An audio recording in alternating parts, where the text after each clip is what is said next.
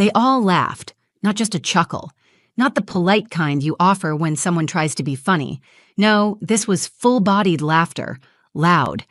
Echoing off the walls of my mother's dining room, it rang in my ears like a cruel joke that I was the punchline of, and somehow everyone else was in on it.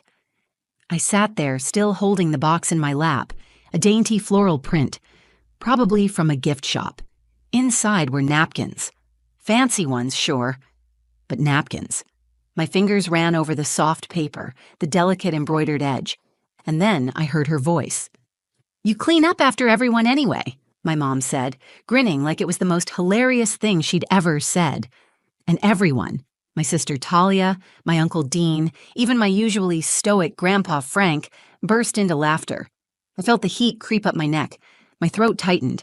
I tried to swallow, but the lump in my chest wouldn't budge. My jaw clenched so tightly I could hear the faint click in my ears. Still, I didn't say anything.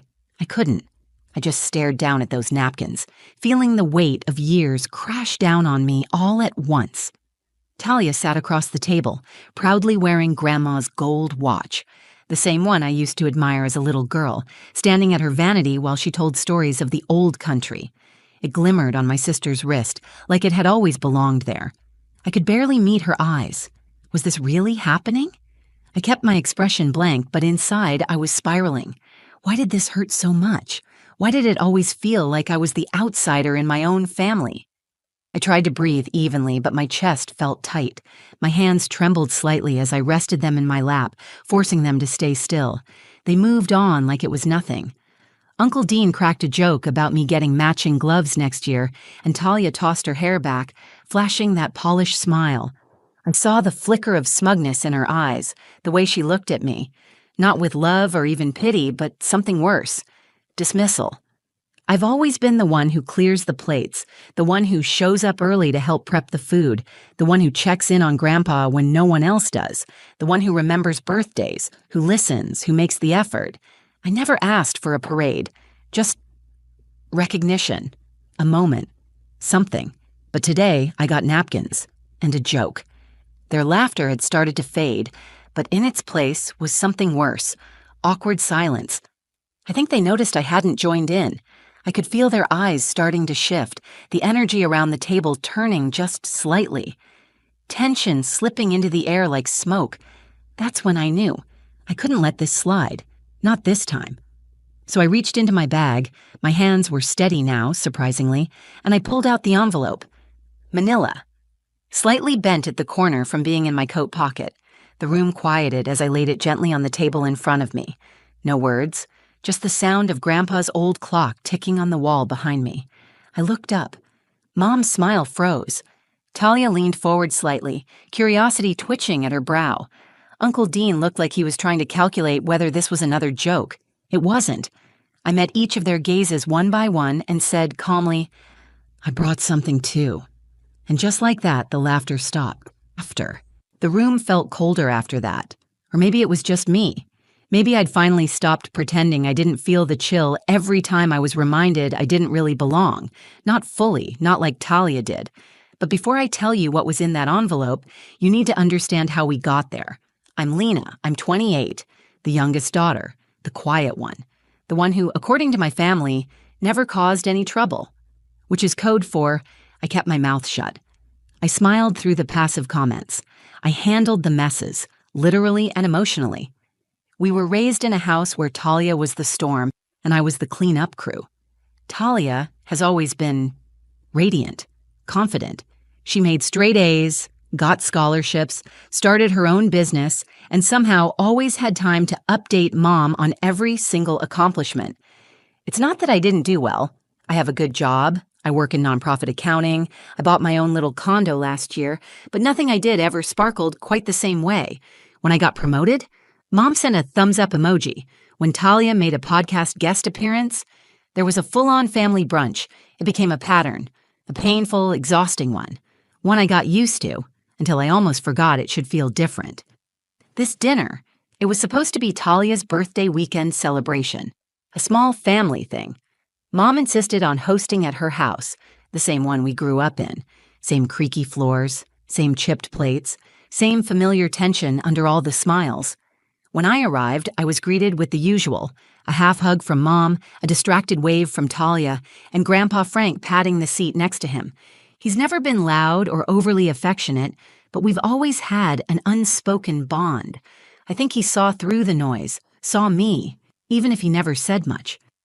As his health declined over the past year, I was the one who took him to doctor's appointments, managed his medications, and made sure he got to spend time at the park, his favorite place. No one really asked how that was going. They just said, "Thanks, Lena," like it was a favor, not family.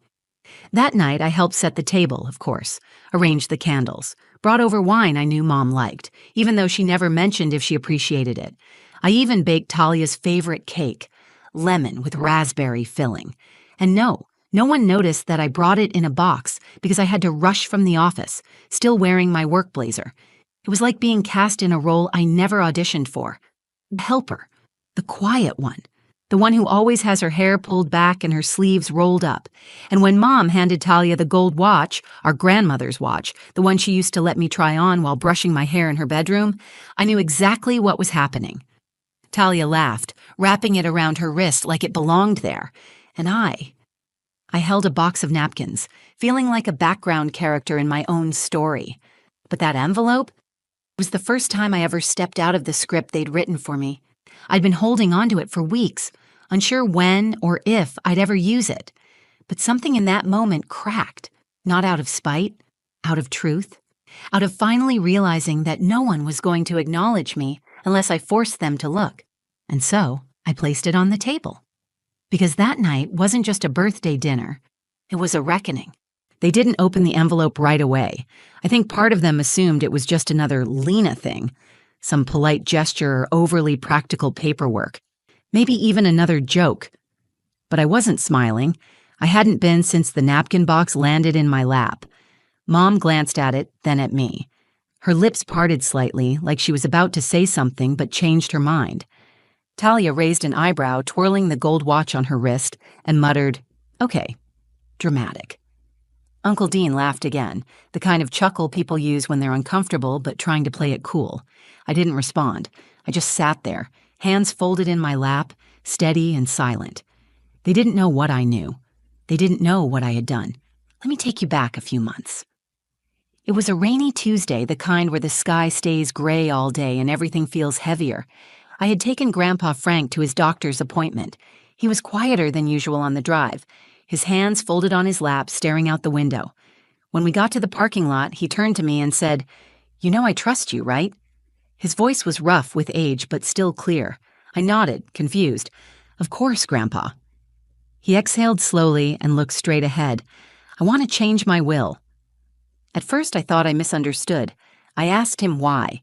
He said, "Because I've watched how this family treats you. And I've watched how you treat this family, and only one of those things deserves to be remembered." That hit me like a gut punch, so I helped him. I took time off work, found an estate attorney, drove Grandpa to every appointment, made sure it was all legal, all notarized, all quiet. He left most of his remaining savings to me, modest but meaningful, but the part that would sting them the most? He left me the house we were currently sitting in, the house they all assumed would either go to Mom or be sold and split, the house I used to sneak cookies in as a kid, curl up with Grandpa on stormy nights, and later clean when no one else would. They had no idea. I didn't tell them because I wasn't sure I ever would. I didn't want to feel like I had to win something to matter. But tonight, the napkins, the laughing, something about it made my heart harden in a way it hadn't before.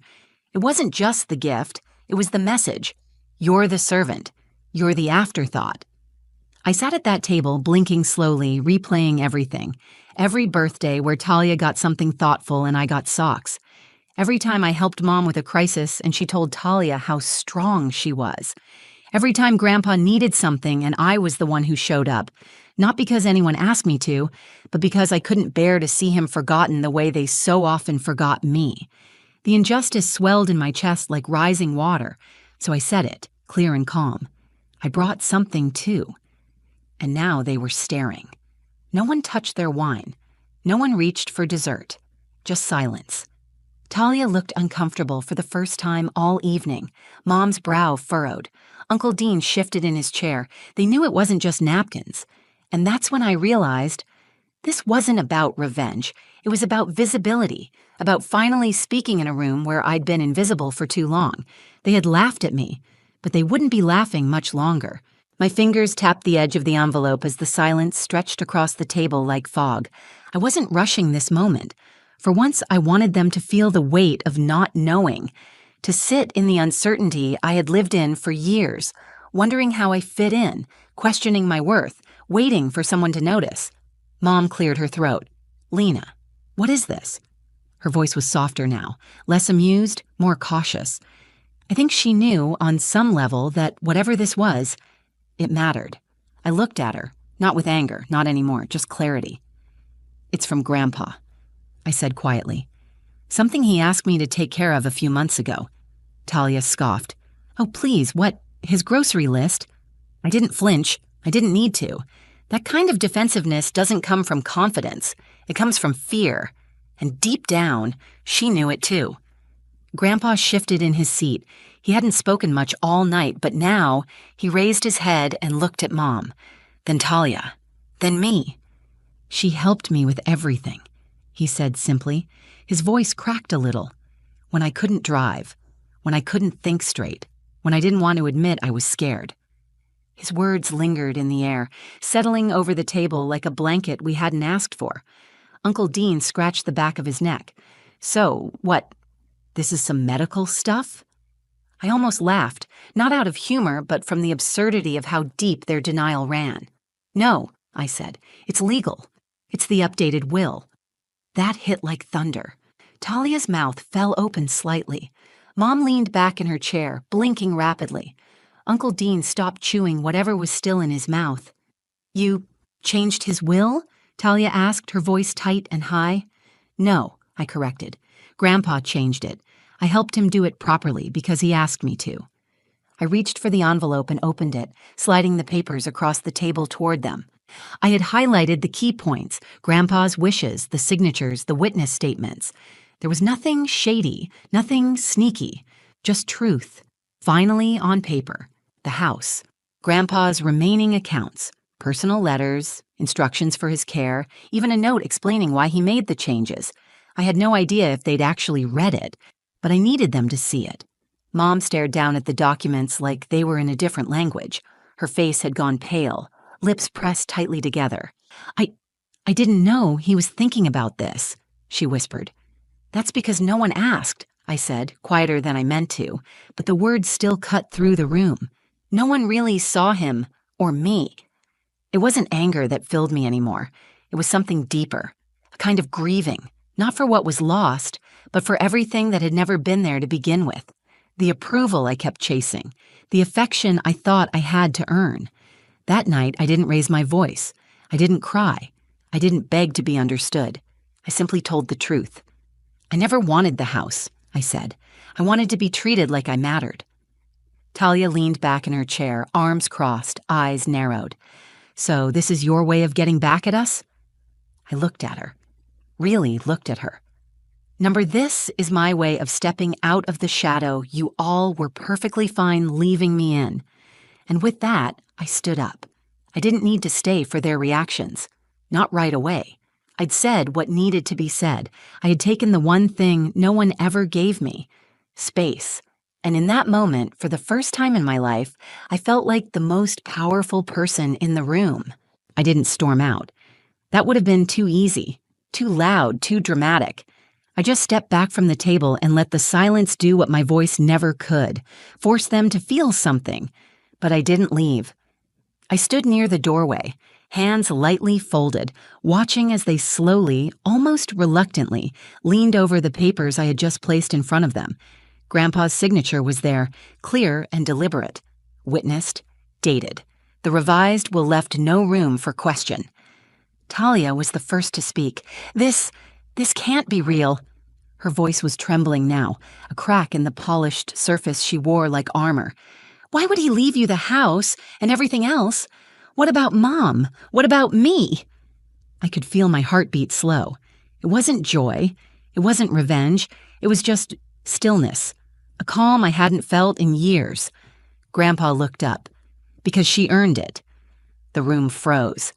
I've seen how Lena shows up, he continued, his voice steadier now, even with the weight behind it. She didn't wait for someone to ask her to care. She just did.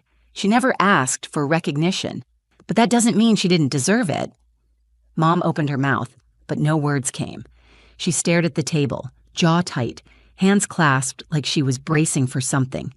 I'm not saying you're not my daughter, Mira, Grandpa added, looking at my mother. But Lena was there when it counted. Every hospital visit, every form I couldn't understand, every meal I couldn't cook. You all sent flowers. She showed up. The truth of his words hit harder than anything I could have said. I turned toward Mom, but she wouldn't look at me. I searched her face for anything, guilt, regret, even surprise, but all I found was the blank expression of someone being forced to confront a truth they had spent years ignoring. Talia, on the other hand, was unraveling. Her eyes were glassy, her fingers clenched tightly around her wine glass like it was anchoring her to reality. You didn't tell anyone, she snapped. You just let us sit here like fools. I met her gaze. I let you treat me how you've always treated me. This time, the only difference is there's something on paper to show for it. Uncle Dean mumbled, Well, damn. He looked almost impressed, if not mildly horrified. He leaned back, rubbing his jaw. Guess you were always the quiet one, huh? I let that sit for a second. Then I said, Not anymore. No one laughed. I looked at the dining table, still half covered in dishes and crumbs from the cake I'd made.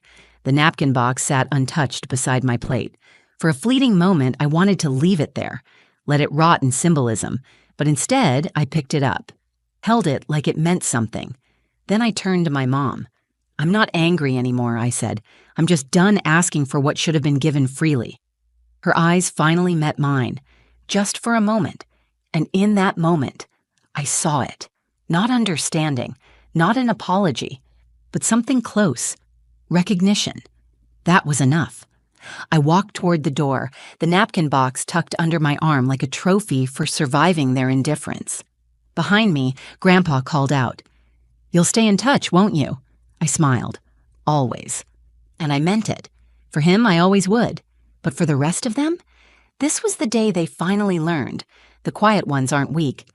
Sometimes we're just waiting for the right moment to speak loud enough that no one ever forgets. The next morning, the house was quiet. Not just the kind of quiet that settles in after a family gathering, but the kind that feels intentional, heavy, thoughtful. I stayed in the guest room that night, not because I had to, but because Grandpa asked. He didn't want to say goodbye just yet, and neither did I. I woke up early, as I always do, made coffee, and sat on the back porch where Grandma used to keep her plants. Most of them had withered from neglect.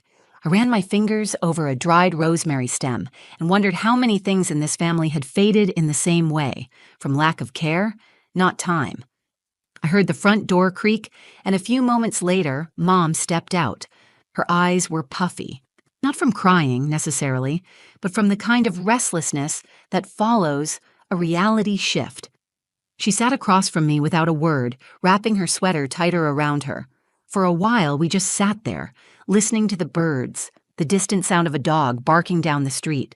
Then finally she said, I didn't know you felt that way. Her voice was quiet, like the words were fighting their way out. I sipped my coffee. You didn't ask. She nodded slowly, staring at a crack in the porch wood. I guess I thought, you were fine. You never made a fuss. You just handled things. I did, because someone had to. The silence between us wasn't hostile, just honest. Then she looked at me, really looked. I'm sorry, Lena. I don't know if I fully believed her yet, but it was the first time I'd heard her say those words, to me in as long as I could remember. That had to mean something. Later that day, I packed my things. Grandpa hugged me tightly before I left, whispering in my ear, You did the right thing, sweetheart. I held on to those words like a lifeline. Talia didn't say goodbye, but I wasn't surprised. Her silence didn't cut me like it used to, because for once I wasn't standing in her shadow. I was standing in my own light. Over the next few weeks, things were different. Uncle Dean sent me a message on Facebook with a gif of someone raising a glass. Respect, it said. I rolled my eyes, but I smiled too. Mom started checking in, texts that weren't just about family logistics. She even asked how work was going, and once she called just to say goodnight. Small things, but I noticed. Talia and I haven't spoken since. I'm okay with that. The house is mine now. Legally, yes, but emotionally too. I visit Grandpa every weekend, and we sit on that back porch and talk about anything but the past. Because the past doesn't need to be relived. It just needs to be seen for what it was. If there's one thing I've learned from all of this, it's that silence is not the same as peace. And being the one who holds it all together doesn't mean you have to be invisible. Sometimes the most powerful thing you can do is stop asking to be seen and simply make yourself undeniable. I never wanted the house, or the money, or the recognition. I wanted to know that being kind, being consistent, being present mattered. And now I do. So to anyone who's ever felt like the background character in their own family, let me say this. You are not small. You are not forgettable. You are not just the one who cleans up the mess. You are the one who knows where everything goes, including your worth. And sometimes, all it takes is one moment of truth to change everything. If this story resonated with you, even just a little, leave a comment below. Tell me if you've ever felt like the one holding things together while everyone else took the spotlight. I read every message, and trust me, your story matters too. And if you know someone who needs to hear this, someone quiet, someone steady, someone who never asks for much, share this video with them. Remind them they're seen. Don't forget to like this video if it made you feel something. It really helps more people find these stories. And if you're new here, or you just haven't yet, hit that subscribe button and turn on the notification bell. I share true emotional stories like this every week. Stories about family, identity, healing, and learning to finally speak up.